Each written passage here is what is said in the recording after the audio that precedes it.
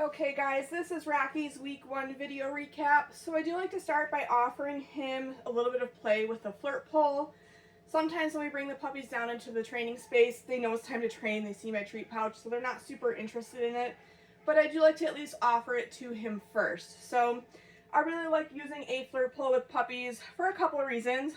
The main one being, sometimes when we're playing with our puppies and we're hanging on to a toy, our hand becomes like an extension of that toy, and then next thing you know, our dogs or our puppies are chewing on us. So I really like the flirt pole because it keeps our hands out of the equation. We're in a nice standing position. The puppy and the toy remain on the floor. So again, I like to offer this to them at first. It's okay if he doesn't want to play with it. I might offer it to him maybe like halfway through our training session as well. If he does play with it while he's in possession of it, I might put some light opposition on it, play a little bit of tug with him, but I want to make sure I'm not dragging him across the floor or lifting him up off the ground. But I think we're just going to get started because I think he's looking around for food. So we're going to put this away. And again, I might bring it back out like halfway through our training session here. So the very first thing that we covered with Rocky in week 1 is our reward marker, which is going to be our clicker. So our reward marker lets our puppies know when they got behavior correct, and it is always going to be followed by a piece of food. But since this is brand new to Rocky, he doesn't know what this clicker means, so we have to teach him. So the first thing we're going to do is charge our clicker. So for this exercise, I don't need to ask Rocky for any behaviors. I really don't even have to say his name. I'm just going to click once and give him a piece of food. This is just so that he makes that solid association between hearing the click and getting a piece of food. So I'm going to get him to come over here. He's interested in my camera stand at the moment. Hey, bud. Okay. Clicking once, giving him a piece of food. Then we'll wait a few seconds, and we'll do that again. So I just want to make sure when I'm charging my reward marker that I'm not unintentionally capturing unwanted behaviors with my clicker. Meaning, if he's jumping up on me or pawing at me, I want to try really hard to not click in that moment, okay? So same with this vocalizing, I want to wait till he's not vocalizing to click him. Good boy. And we do this at the beginning of each training session, maybe just 4 or 5 times in a row. Good job, bud. Okay, right from here, we're going to move into following a food lure. So food luring is a really common way to teach our puppy new positions, whether it's sit or down, or we could also use it to teach our puppies to walk nicely next to us. But the first thing that we need to do before we can use it to teach our dog new things is make sure they're good at following a food lure. So when I'm using a food lure, I will hold the food flat in my hand with my thumb, and I want my palm facing the dog. So the idea is that I want Rocky to stay connected to my hand the whole time. So I'm showing him the food, he's licking it, and then we're just going to move together. So I'm going to take a few steps. He's going to move with me, staying connected the whole time. I'll mark that with my clicker, and then I'm just going to move my thumb to release that piece of food. We'll do that again.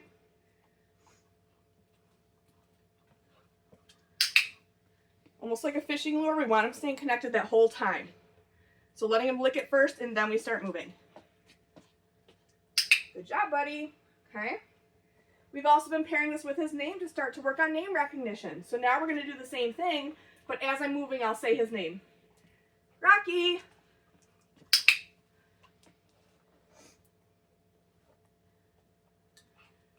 Rocky.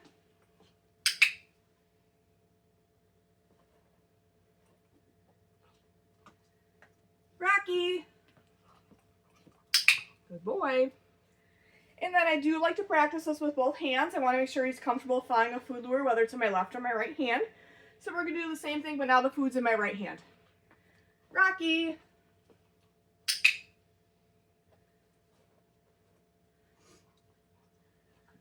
Rocky.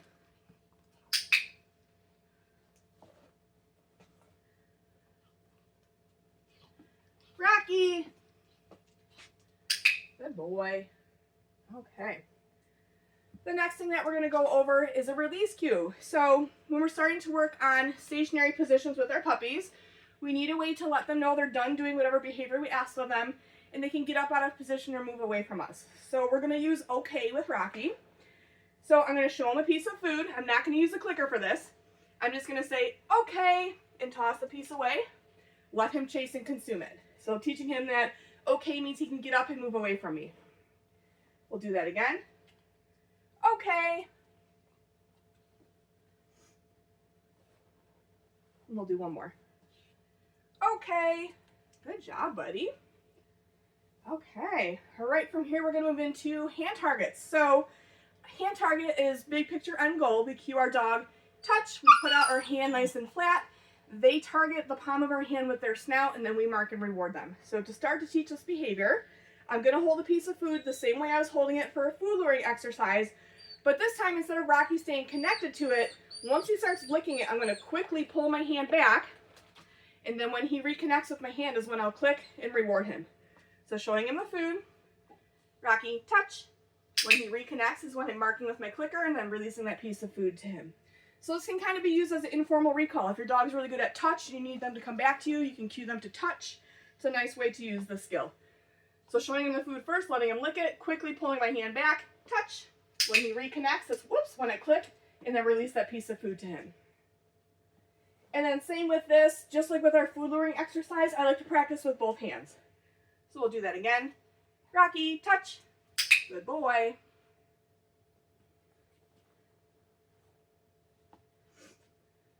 Rocky, touch. Nice job.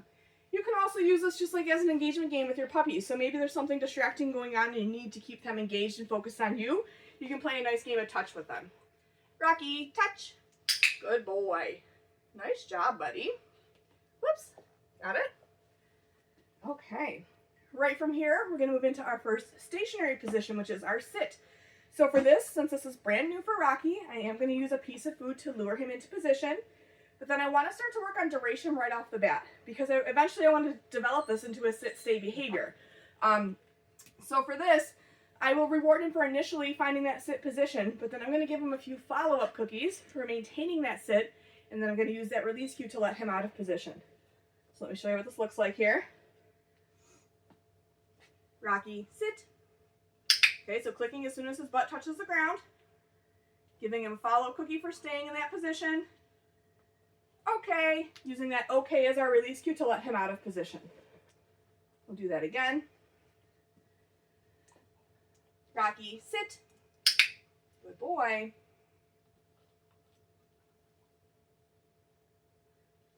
Okay. Nice job. Let's do one more here. So I'm trying very hard not to reward him when he's pawing at me. I'm trying to wait till his feet are on the floor, okay? Let me toss a reset. Go get it.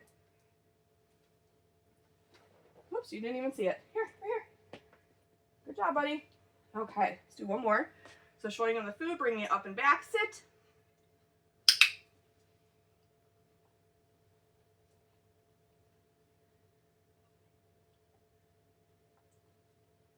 Okay, let's do one more here. So when I'm luring him for the sit, when I bring that food up and back, just like our food luring exercise, I want to keep him connected to it, right? So if I bring it up too high, it's going to cause him to jump on me. So I want to make sure that he's staying connected to it the whole time when I'm bringing it up and back to get him to sink into that sit. Sit.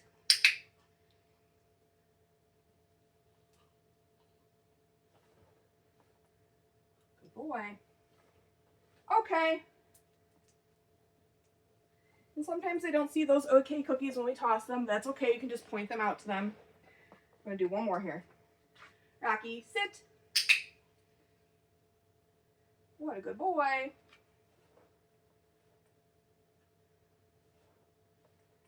Okay. Good job, buddy. All right. Right from here, we're going to move into our magic mat skill. So our mat skill is a stationing exercise where big picture end goal, we tell our dogs to go to their mat, they make their way over to it, and they settle into a down position, and they stay there until we release them. That's a lot of behaviors to ask a puppy, so we're going to break it down. So this week, the goal with Rocky is to feed for duration on the mat. We want to build up the value of him being on the mat. So I don't care if he's in a sit stand or a down while he's on it, but we're going to show you what this looks like here. So I'm going to bring out my mat, I'm going to put it on the floor, I'm going to lure him over to it with some food, and as soon as all four paws are on it, I'm going to mark with my clicker and then feed right on the mat. Okay, so we're going to lay it down, I'm going to bring him over to it. As soon as all four paws are on, I'm clicking, dropping food one piece at a time down on the mat. Once he eats that last piece, I'm going to use my release cue. Okay. And then I'm going to move the mat. Reason I'm moving the mat between each repetition is because I want to create some excitement around this mat skill. I really want Rocky seeking out that mat. Okay. And what you'll start to see is when I put it back down, he'll make his way over to it before I even have food out to lure him. So see how he's looking down on the mat for the food? That's why I'm feeding him right on the mat. Because eventually, when we shape this into a down behavior, okay, he'll be more likely to stay in that down if that food always happens on the mat. What a good boy.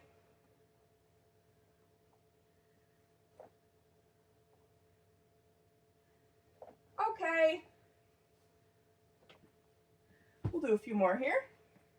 So again, you can see as soon as I lay it back down, he's making his way over to it, waiting for me to bring out that food. Okay.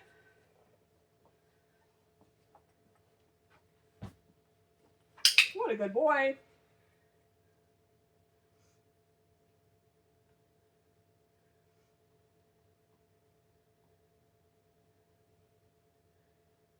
Okay.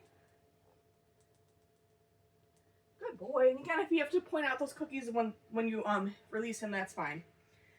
So in week 1, or first few weeks when we're working on the skill with our puppies, we do want to make sure we put the mat away when we're not actually working on the skill, because we're working really hard on building up the value of Rocky being on the mat. If we start leaving it out all the time right away, and he's going on it and he's not being rewarded for it, it'll start to lose its value. Okay. Next thing that we started to work on with Rocky is getting him dressed. So he's just wearing, go get it. He's just wearing a flat collar. Sometimes when we go to take that collar on, take it off or put it on, the puppies will, like, when we go to reach for them, start to nibble on our hands, right? So in an effort to try to minimize that behavior, I'm going to use food for this. So I'm going to show Rocky some food while I look for the little clip on his collar. And then as he's eating the food, I can take the collar off, and then I'll drop the piece of food on the floor. And then when I want to get him dressed or put his collar on, very similar. I'm going to use food. Just keep in mind, if you're working on a slippery floor, he'll probably push the food around. So I'm going to kind of use my feet as a backstop here. So I'm going to show him the food. I'm going to drop it on the floor. And then as he's eating it off the floor is when I'm going to clip that collar on him. So it's just an easy, no-fuss way to get his collar on and off. Good job, buddy. In week 1, we started to work on some body handling with Rocky. So he's going to need a lifetime of vet care and probably grooming as well. So we want to make sure that he's comfortable and confident with being handled starting at a young age. So today we're going to be working on light restraint, which you'll commonly see done at the vet's office, maybe when they're getting a vaccination or if they're taking their temperature or something like that. And then we've also been working on handling his paws, his tail, and his ears. So anytime I'm doing handling with my puppy, I will have them licking a piece of food before I start to do the handling, because sometimes what happens is if we go to handle their ear or their tail or pick up a paw or whatever, and we don't have them interested in that food first, then they start to kind of chew on our hands, okay? This will also help to make a positive association with them being handled. So I'm going to get Rocky on a piece of food, and we'll start with some restraint holds. Ideally, I want him in a standing position. Here, bud.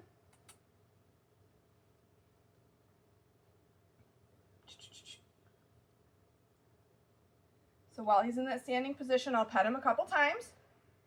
And then maybe on that third time, I'll take my hand and slip it underneath his belly. Yes, marking with a verbal yes, and then letting him eat that piece of food. So when I'm working on body handling, I prefer to use a verbal yes instead of a clicker, just because I'm so close to their face that sometimes that clicker can be a little bit loud, okay? So from here, we're going to move into handling his tail. So ideally, I want him standing. And instead of going in and reaching for that tail right away, I'm going to pet him a few times, and then that third time, I'm just going to gently lift his tail. Can you come over here, bud?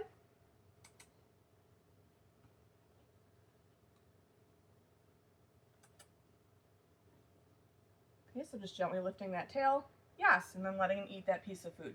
So the whole time I'm doing the handling, he's licking the food, and then when I'm done is when I'm marking with the yes and releasing that piece of food to him. So let's see if we can do that again. So he's licking the food. Yes, good boy. Good job, buddy. I want to do another restraint hold with him. So for the restraint hold, petting him a few times first, and then slipping my hand under his belly. Yes. Marking with that YES and feeding him that piece of food. Good job, buddy. When I'm handling ears, very similar. I don't want to go in and reach for an ear right off the bat. I might pet his head a few times, and then on that third time, flip an ear back to take a look inside. So he's licking the food, petting him a couple times here, and then flipping his ear back. Yes, good boy. Let's see if we can get the other side. Excuse me. So petting him a few times here. Flipping that ear back. Yes, good boy. And I'm trying my hardest to not feed him while he's pawing at me. I'm either placing his foot back on the floor or waiting till he stops to yes him. Because I don't want to teach him, I don't want to unintentionally teach him that pawing is going to get him that food, okay? So now we're going to move on to handling his paws. So very similar to everything else we've been working on, I'm not going to go in right away and just grab a paw, right? I'm going to start either at his shoulder blade or his hindquarters, and slide my hand down his leg, and then just gently pick up his paw. The whole time he's licking the food, and then when I pick up that paw is when I'm going to mark with a yes and release the piece of food to him, okay? So getting him interested in the food first, starting up at his shoulder blade, sliding my hand down, picking up a paw, yes, releasing that food. Do his other front leg here.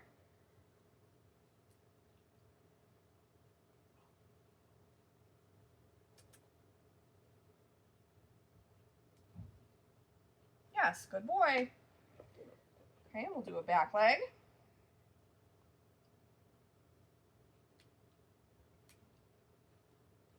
If he sits down, I'm going to try to get him back into a stand. Yes. And then we have just this last back paw here.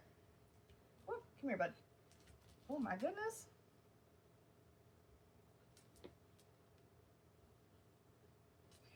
Come here, bud. Keep slipping away from me here. I'm going to turn him around.